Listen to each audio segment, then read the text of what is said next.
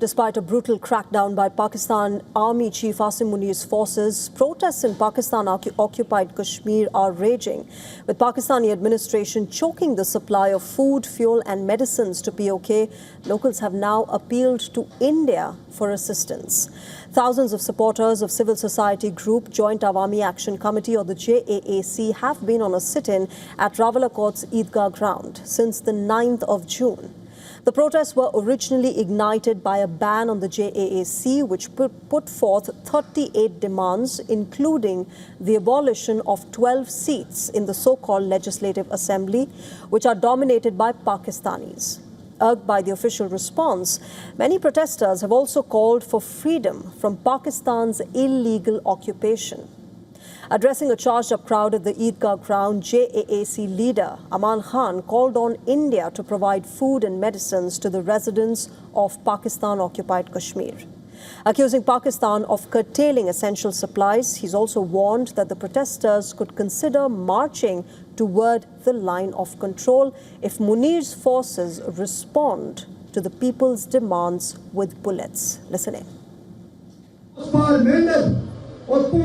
राजौरी डोडा वहाँ के आवाम से हमारी अपील है कि इस तरफ राशन की किल्लत है, अद्वियात की किल्लत है और हमें आपकी मदद चाहिए, हमें सीज़फायर लाइन का खात्मा चाहिए और हमें आपकी हमायत चाहिए. In another embarrassment for Pakistan, an iconic poem associated with the Indian independence struggle was recited by the protesters.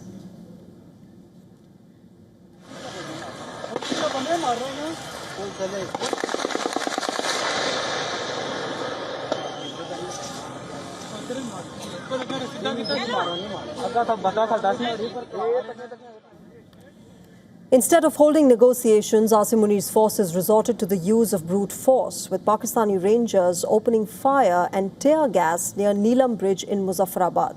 At least one person was killed, whereas 10 others were injured. Similarly, force was used on innocent civilians in Mirpur's Dadyal area as well.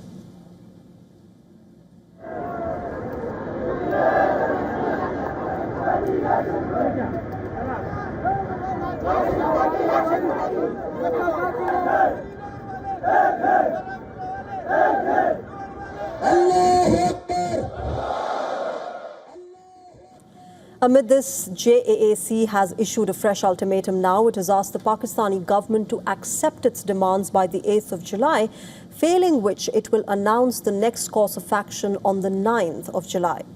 Remember that PoK residents have been without internet as well since a month now.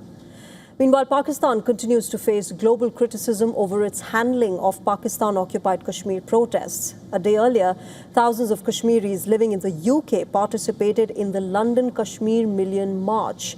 They marched from the Parliament Square to the Pakistani High Commission to protest against human rights violations in PoK and demanded the release of detained political activists.